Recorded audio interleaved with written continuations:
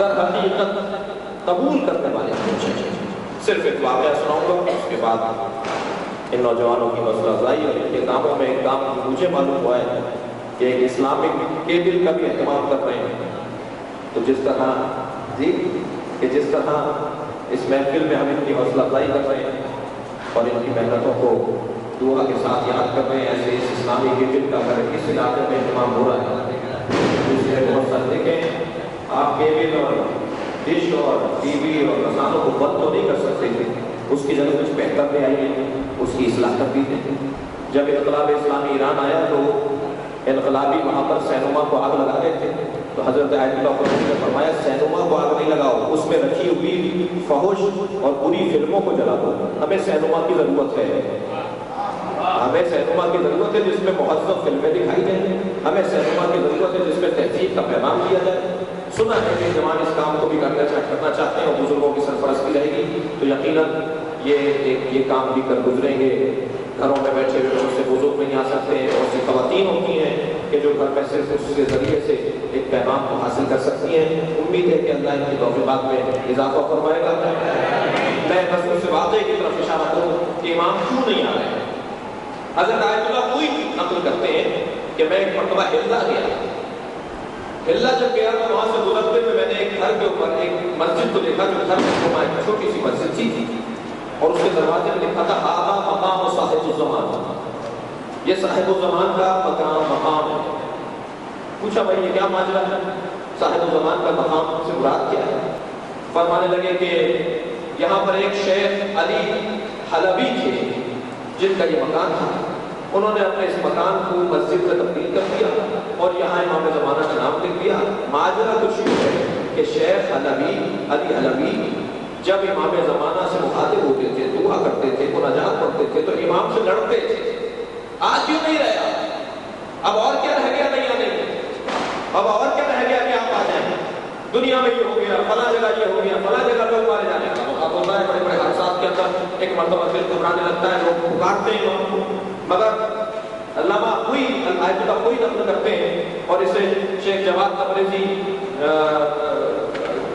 مدت اللہ العالی جو اس وقت ہمارے مراجع تقریر میں سے ایک ہے، وہ اپنی تقریر میں نقل کرتے ہیں، میں نے ان سے سنا ہے اور ان کی کتاب میں بھی شرح کی ہے تقریبات۔ عطاف کرتے تھے، امام سے لڑتے تھے اور ایک دن تو اتنی بے ادبی کی کہ دنیا میں اتنے شیعہ بستے ہیں، خود ہلدے کے اندر میرے شہر میں ہزاروں شیعہ ہیں، اور کتنے شیعہ چاہیے آپ آتے کیوں نہیں؟ ماذا اللہ وہ لہجہ ان کا تھوڑا سا چارے آنا اور متجلی آنا لہجہ تھا۔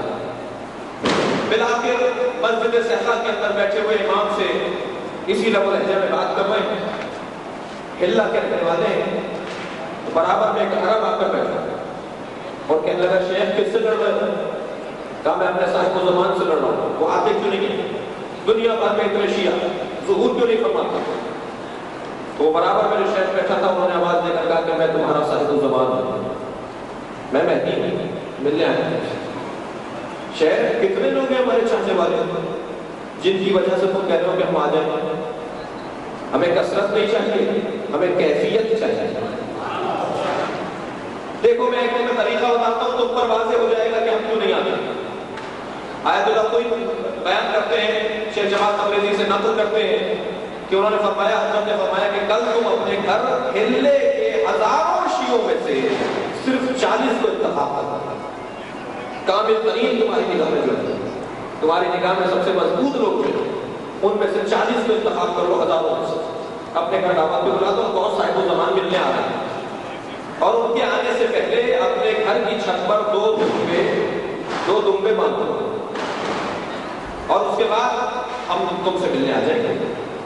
یہ 40 افراد منتخب شدہ 40 افراد شیخ حلبی کے علی حلبی کے گھر پر بیٹھے، کچھ دیر کے بعد کیا دیکھا، چھت پر انہوں نے 2 دمبے باندھ دیے، کچھ دیر کے بعد آسمان سے ایک نور اترا اور شیخ علی حلبی کی چھت پر وہ نور آ کر رک گیا۔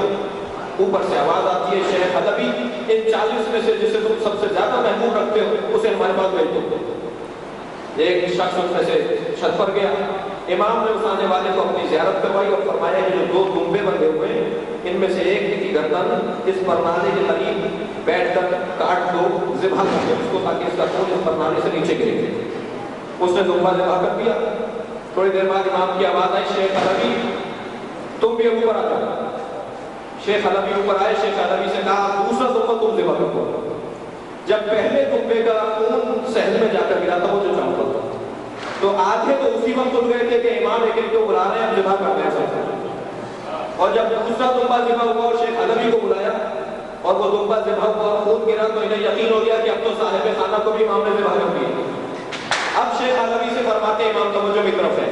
شیخ حلبی سے فرماتے امام اب جا کر دیکھو کتنے لوگ باقی ہیں. نہ نیچے جا کے جو دیکھا تو ایک آدمی بھی باقی نہیں تھا. پلٹ کر آئے شیخ حلبی حضور ایک آدمی بھی باقی نہیں ہے. حضرت نے فرمایا تم انہیں کے لیے کہہ رہے ہو کہ ہم ظہور کر جائیں. جو تمہارے سماج میں متقین ترین افراد ہیں وہ ہمارے 313 کے معیار پر پورے نہیں اترتے. عزیزان گرامی بڑے جگر کی بات ہے. ابھی امام آ جائیں اور کہیں اپنی گاڑی ذرا ہمارے فلاں نوکر کو دے دو اور واپس نہیں ملے گی. ابھی امام آ جائیں اور کہیں تم نے جو ایک فلیٹ خریدا ہوا ہے تم نے جو بنگلہ بنایا ہے وہ ہمارے فلاں نوکر کو دے دو, فلاں ملک کے فلاں دیہات کے ایک ہمارے چاہنے والے کو دے دو, واپس نہیں ملے گا. ابھی امام آ کر کے آ جائیں اور فرمائے تمہاری جو زوجہ ہے آج کے بعد ہم تم پر حرام کرتے ہیں اور فلاں سے اس کا نکاح کرتے ہیں. تو یہ ولایت کے یہی تو مفہوم ہے. ولایت کے یہی مفہوم ہے کہ امام ہماری جانوں پر ہم سے زیادہ حق رکھتے ہیں. ہم ابھی اپنے آپ کو تول لیں شب ولادت مولا کہ اگر اس طرح کے احکامات جو ایک ولی دے سکتا ہے ایک مولا دے سکتا ہے اگر ان احکامات کو برداشت کرنے کے لیے تیار ہیں تو پھر یہ الاجل کی آواز سچی ہے ورنہ عادت ہے, روایت ہے, رسم ہے اور ایک مرتبہ جمع ہونے کا ایک انداز ہے. لیکن نہیں, اگر واقعی طور پر پکارنے والا اس دل سے پکارتا ہے کہ امام آ جائیں گے تو یہ بھی ہوگا. مشکل ہے, بہت مشکل. وہ 313 اصحاب امام جن کے لیے آسمان سے 313 تلواریں اٹھیں گی. بچے جوان سوال کرتے ہیں امام تلوار سے لڑیں گے یا گولی سے, تیر بندوق سے لڑیں گے, بم اور ان گرم اسلحوں سے ان کی جنگ نہیں. دو طرح کی جنگیں ہیں. آخری بات کرتا ہوں, دو طرح کی جنگیں ہیں. مومنانہ انداز جہاد اور منافقانہ انداز جہاد. جو چھپ کر مارا جائے وہ منافقانہ انداز جہاد, جو سامنے کھڑے ہو کر مارا جائے وہ مومنانہ انداز جہاد. کبھی بھی امام وہ جنگ کا طریقہ نہیں اپنائیں گے جو چھپ کر کیا جا رہا ہو. سامنے آ کر بات کرو حیدر کربلا کا بیٹا کو ایک سلوات بھیجے محمد والے.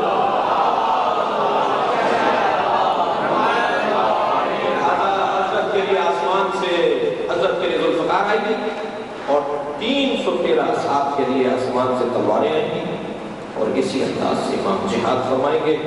اور جب امام تشریف لائیں گے تو یہ دور کچھ اور دور ہوگا اور ہم سب انشاءاللہ ان 313 میں نہ صحیح 10,000 کی تعداد روایت میں ملتی ہے جو 313 کے ماتحت ہوتے ہیں. 10,000 اصحاب ہوں گے جو دوسرے درجے کے اصحاب ہوں گے. پہلے درجے کے اصحاب جو سردار ہوں گے وہ 313 ہوں گے. دوسرے درجے کے جو اصحاب ہیں ان کی تعداد ہے 10,000. دعا کریں آج شب ولادت مولا کہ ہم ان 10,000 میں سے علامہ صاحب دعا فرمائیں گے کہ اللہ ہمیں ان 10,000 میں سے قرار دے, کم سے کم ان 10,000 میں سے قرار دے جو 313 کے زیر اثر, زیر نظر اور ماتحت رہ کر کام کرے. وہ ماتحت